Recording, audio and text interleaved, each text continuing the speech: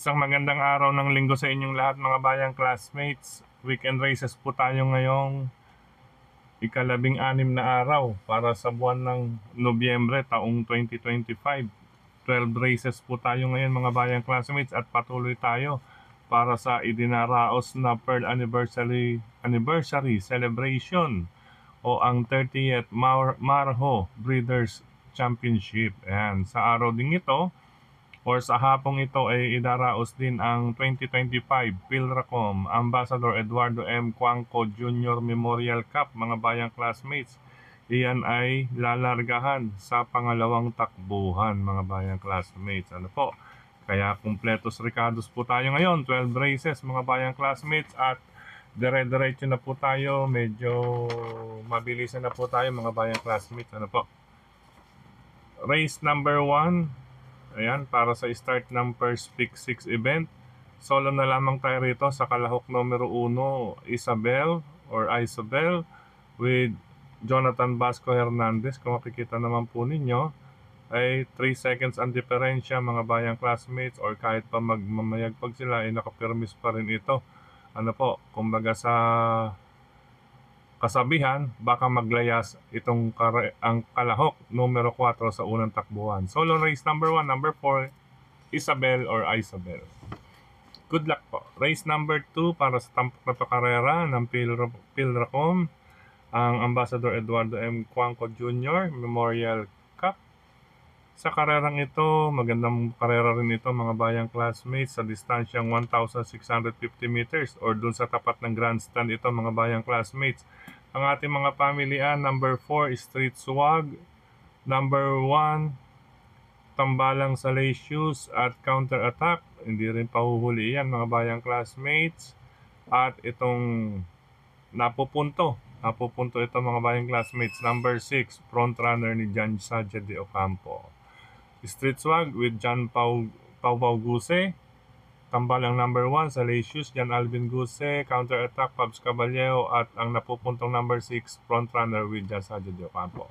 Good luck, race number 2. Race number 3 tayo mga bayang classmates. Sa karerang ito, makibalita na lang mga talasan ng inyong pakiramdam.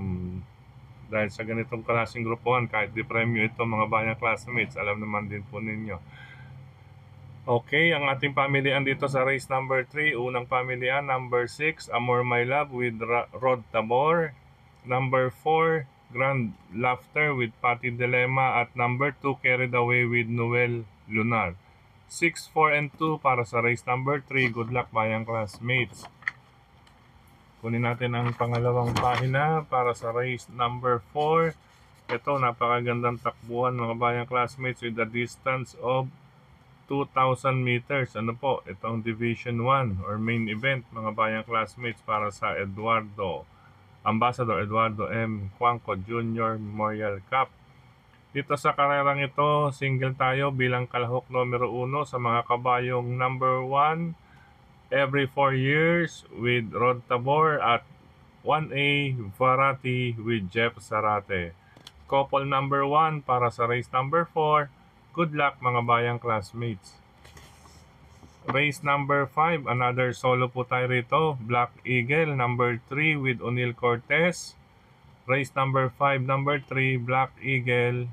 Solo po tayo. Good luck mga bayang classmates. Race number 6, sa karerang ito, gandang karera to mga bayang classmates. Ang 3-year-old Philly Mile, pero may dagdag na 50 meters yan. Yan, 1,650 meters. Okay, sa karerang ito ang aking mga pamilihan. Una, tambalang number 5, Sabel with Patty Dilema and Flaming June with Andrew Villegas.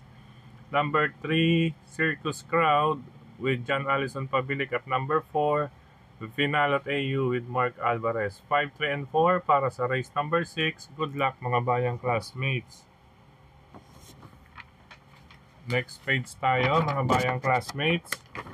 Race number 7. Sa karerang ito, unahin ko ang kalahok numero 1, He's So Fine. Bukod sa kanyang post position, tingin ko ito na rin ang maaaring magdikta ng harapan. Baka makaporma sa harapan. Wag lamang mag-ugoy-ugoy itong si Elvin Abreu sa ibabaw, upang sa gayon ay concentrate siya. Concentrate siya sa galaw nila ni He's So Fine. Iwasan na lamang ang magpaugoy-ugoy sa ibabaw, ha, Elvin. Malaking pakarera iyan.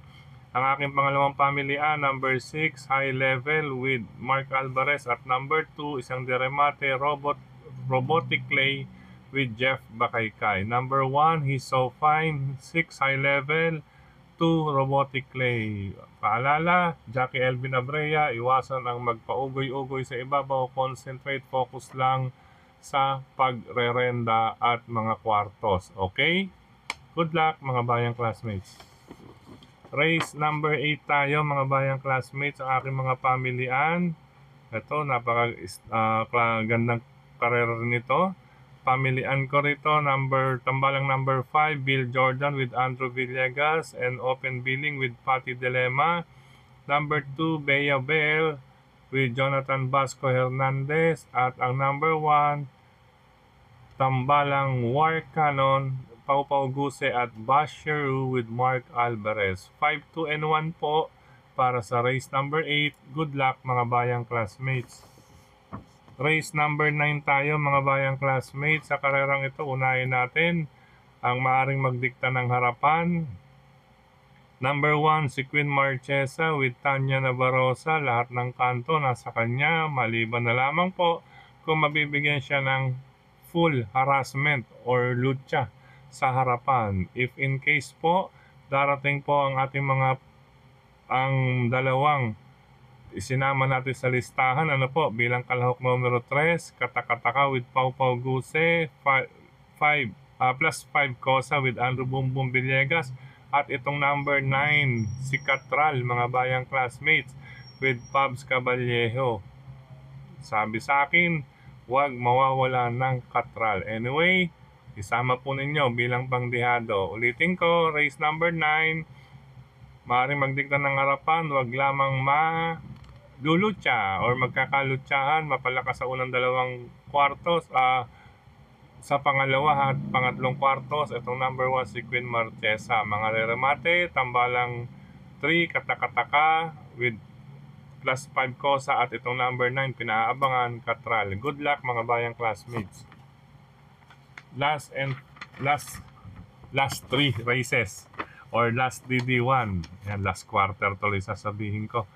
Para sa race number 10 mga bayang classmates, magandang karera pa rin pero makibalita kahit na po may premyuhan dito. Unang pamilihan, number 4, Exalted with Kelvin Abobo. Yan, magkahawig, Elvin at saka Kelvin. Okay po. Ayan, pagbabalik ni Kelvin Abobo mga bayang classmates, lula ng kalahok numero 4, Exalted. Baka maka-score ng panalo kaagad si Kelvin dito, no? Dihado pa. Pangalawang pamilyan, Eyasaki with Christopher Garganta. At itong number 6, isa sa nasa harapan, Katanya with Onald Baldonido. Ayan, di po pahuhuli ang mga track record nito ni Katanya. Good luck po. Race number 10, 4, Exalted, 3, Eyasaki, 6, Katanya. Penultimate race, race number 11, isang sprint race po ito mga bayang classmates.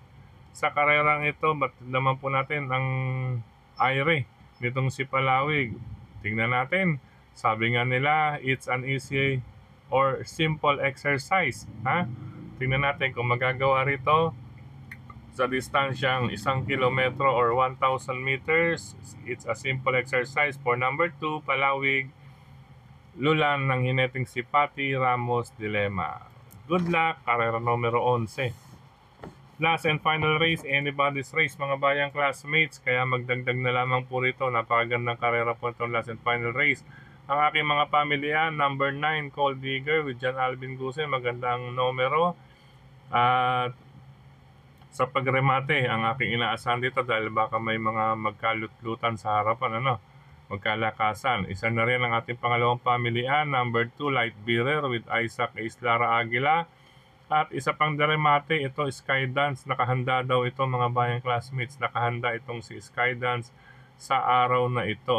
Nailagay siya sa last and final race. Sa bagay, sa gabi or malamig na panahon, mainam itong si Skydance. Sasakyan siya ni Christian Pilapil mga bayang classmates. Ulitin ko po, anybody's race ito mga bayang classmates dahil sigurado bakbakan kaagad ito sa unang 3 kwartos, kaya sa rektahan magkita-kita kits dito. Ulitin ko, karera numero 12, last and final race. Number 9, Cold Digger. 2, Light Bearer. At number 6, Sky Dance. Good luck mga bayang classmates. Sa pagkakataong ito, muli maraming salamat sa inyong pagtutok, pagtangkilik, pagsubaybay. Higit sa lahat po ang pagtitiwala. Maraming salamat din sa pag-aantay. Medyo antala tayo dahil not feeling well mga bayang classmates. Kaya kung napansin ninyo, ang ibang races natin ay walang naitalang or naisulat na prueba or track record. Pasensya na po kayo at medyo pagbigyan nyo muna ako sa araw na ito. Pero ang ating naging pamilyan naman ay base rin iyan sa kanilang mga records, mga bayang classmates. Hindi lang natin naisulat o naipakita sa inyo. Okay po, paalam pansamantala. Have a blessed weekend sa inyo, sa paglilibang ninyo at sa inyong mga pamilya. Ingat po sa mga riders na katulad ko at sa inyong mga magtutungo dyan sa Padre Garcia, sa PJC, Philippine Jockey Club. Ayan, mga bayang classmates. Siya nga po pala, wag po muna kayo magsama ng mga bata or mga anak na bata na inaakay. Bawal po muna yan sa grandstand, lalong-lalo na po dyan. Dahil hindi pa po or meron pang bahagyang inaayos. Siyempre, maigi na rin po ang pinag-iingat natin, lalong-lalo na sa mga bata, mga bayang classmates. Ayan, sa mga magpapasyal nga po ng PJC, enjoy lamang po at good luck sa inyong paglilibang. Gayun din sa mga magtutungo ng OTB, sa may mga OTB sa inyong lugar, at yung mga nag-apply ng Fastbet, yung mga hindi pa po na-approve, antay-antay lang po mga bayang classmates. At syempre, gaya nga ng nasa linya ng awitin, kakayanin din lahat yan. Ang linyang unti-unting mararating. Yan, kalangitan at between daw. Ibig sabihin, ma-perfect din or 100% maibibigay na ng Philippine Jockey Club. Iyan, sa bayang karerista. Ayan po, medyo siyempre yung iba nadidelay lamang po at some adjustment pa rin ang kanilang ginagawa. Pero siyempre, lahat iyan ay inuunti-unti. Okay po mga bayang classmates, bye-bye! See you again next week para sa ating paglilibang araw ng Wednesday. Bye-bye po!